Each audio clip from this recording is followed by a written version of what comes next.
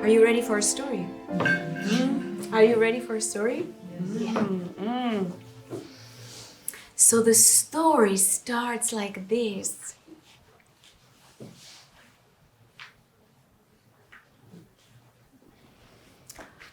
Once upon a time, when people had time, just like Michael Mead says, when people lived in the timeless,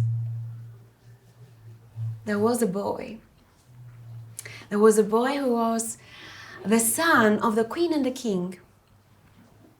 And when he was a teenager or youth, he told his parents, I am ready to go out and see what is in the world. I'm ready to go into the world and find out what is out there. And the parents told him, yeah, go on. So he went and he wandered a lot. He got into the woods and he was mesmerized by the beauty of the trees and the landscapes and the high mountains in the horizon. And he wandered until he came across a lake.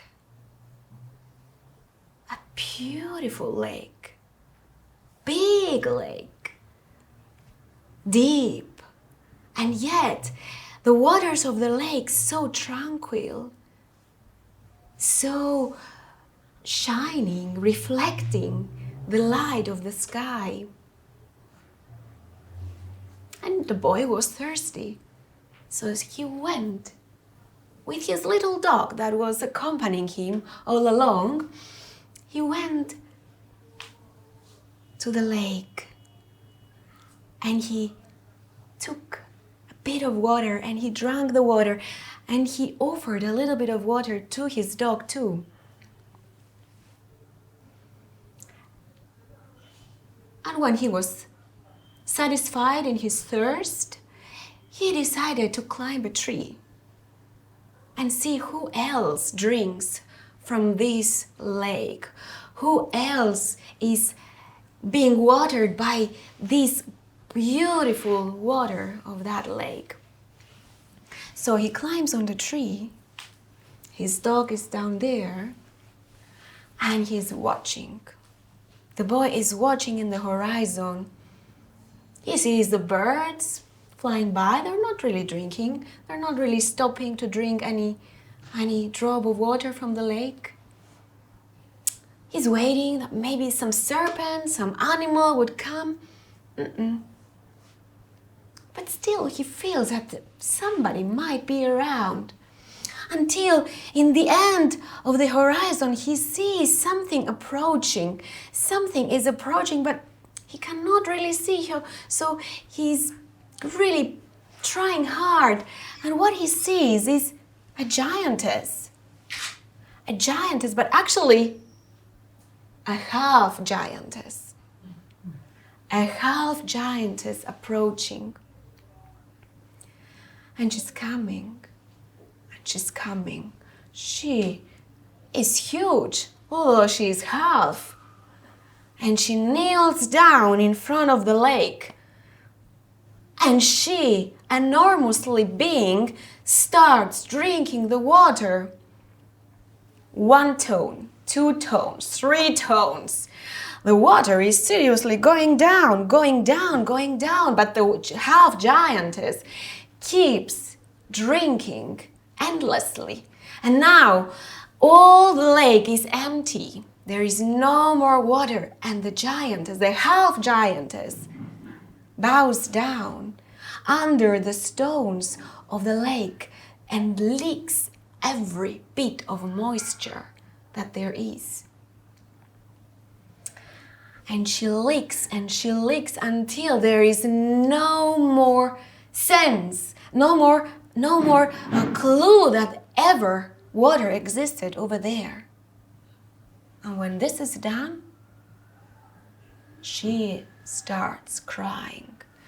She's crying and she's crying and she's weeping and she's lamenting and she's crying her heart out because somebody has drank her water, because now her own thirst would never be satisfied, because somebody took the water right out from her own mouth, and she's weeping and she's crying and she's crying, and her crying barely has any ending until she's too tired. And she stops crying and she walks back home. Now the boy has watched everything and is still curious, like every boy, right? So the boy follows the giantess, the half giantess. And the half giantess goes to her house, and oh my goddess, isn't her house big? And doesn't she have the biggest cauldron ever? The biggest cauldron ever. And seems like she is hungry. And she is preparing her dinner. So she pours water into the huge cauldron. And she pours sacks of corn and wheat and rice and barley. And she takes 2 huge bowls and puts them into the cauldron. And chicken. And what else? Help me. Mushrooms that she found in the woods. Yes, what else? Pig. And pigs, yes, wild pigs, boars. Yeah, she's just grabbing them with her half hands and puts them into the huge cauldron. Yeah, what else is she putting there? Carrots. Yeah, carrots, because she wants, some extra flavor. Yeah, she wants some extra flavor. Yeah. Onions, yeah. She's putting all these ingredients in the cauldron. And because she cares about the, spiciness of the soup, she's also putting some rats to make it even more tasty. And the boy is watching everything again, because he again got up on a tree watching. Now seems like the soup that the half giantess is preparing needs a bit of simmering. So the half giantess goes back into her house to get herself ready for the dinner. Meanwhile, the boy climbs down from the tree silently, and with his spears takes a slice, just a little piece of meat, maybe a leg of a chicken, and splits this and shares it with his dog, and quickly goes back on the tree. Now the half giantess comes back, and she is ready for the feast. This enormous half giantess is ready for the feast. And she is eating. Oh my goodness, isn't she eating? With her hands, she takes the food and she's chewing every bite, every single inch of meat. And she's licking the whole cauldron with her tongue, and she is now cracking all the bones so that she finds inside the marrow and takes it in. And now the food is over. No sign that there was ever food in that cauldron. And she starts shouting, and she starts yelling. She starts cursing because somebody has eaten her food. Somebody has taken the food right from her lips. Somebody has caused her so much pain that will never ever be satisfied ever, her hunger. And she's shouting and crying her heart out. And she's shouting and screaming until she's tired. and she goes to sleep. And the boy takes the opportunity, goes down, takes his dog, go back home, finds his parents and says, I have seen it all. And that's the end of the story. I have seen it all.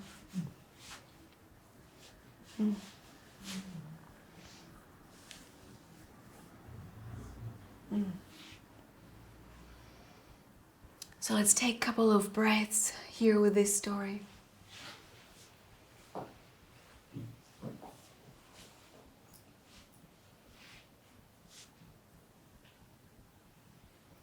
I'm curious,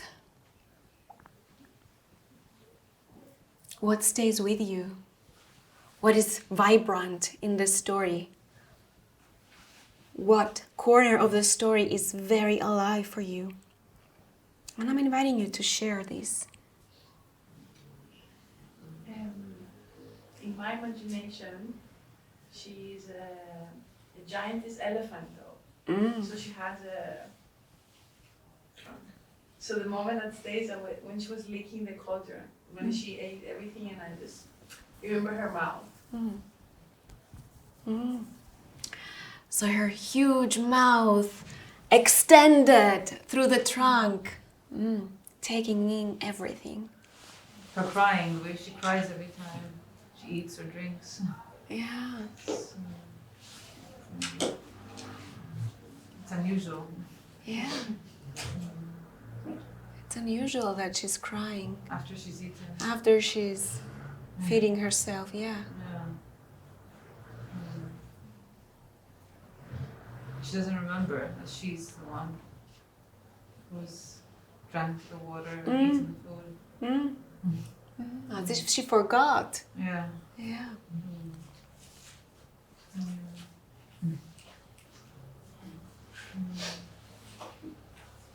It makes me think a little bit of how we treat the planet a bit today, just taking, and then saying, oh, there's not enough. Everyone's like that saying, not everyone, but I mean, there's this mentality, there's not enough. When there's this greed preceding that. That's the image that came to me. It's also as if something else is eating the food, and she's becoming aware after, and she's crying because something bigger than her that is eating the food. That's what gives me this impression. To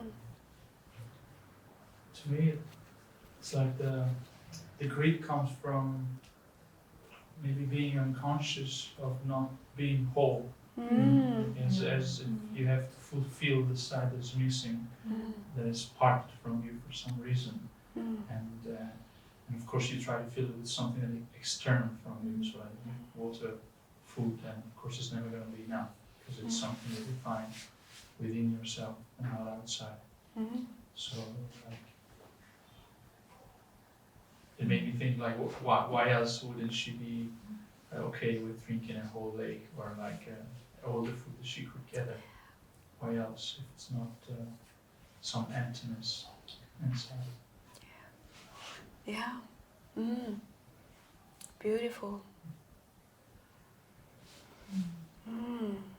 Seems like there is a deeper hunger than the hunger for food and for water. The hunger to be whole. Yeah. She's also half giantess. Do you remember that?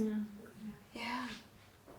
I wanted to say something. When I first heard of it, before listening to my other friends, I felt like what the boy observed was the real world, what we live through now, with the big companies and governments who are like consuming it all and not being satisfied because they want more money. And we are like the boy, we are observing and living our own life. And they're the ones like the big companies and the governments, and they're like consuming, and they're making our resources less or somehow how can I say? It's like they're taking and they're complaining and they want to get bigger, whereas we're just like observing, kind of. It's a different aspect of Yeah, thank you. I like the image of like the boy on top of the tree. I think I resonate with it. It's a child that will climb on the tree and I could hide, and it's like such a point like you're higher up, but you're still like on the trunk. So like subconsciously there was so many connections with like, okay, the observer, the aware, someone who is aware is the spark, and the one who is like forgetting what he's doing, and he's like, and so it's like part of me of like when I managed to step out of what's going on and observe me, observe like the giant who's going crazy, restlessly running around itself to fulfill needs and to-do lists, and how easy, how like it's like we're one and the same, where we are the monster and the child at the same time, depending on where we choose to put our attention to. It's like I found it quite I think it's very graphic, and it seems like it's gonna be coming with me. These two are like, okay, where are you now? You're in the lake. Yeah, it's just so many dimensions to it. Ways to unfold the story and keep unfolding it. Yeah, thank you, Katerina, for sharing this. There are so many ways to unfold the story indeed. And the story is individual because it's in each one of us, and now it's doing its own work within each one of us. And is poking us at the right places for each one of us individually. But let me also poke you a little bit with my own way. I'm inviting you to, some extra spiciness maybe, turning to the person next to you and sharing, how would a giantess be and act if she was whole and not half? How would she be if she was whole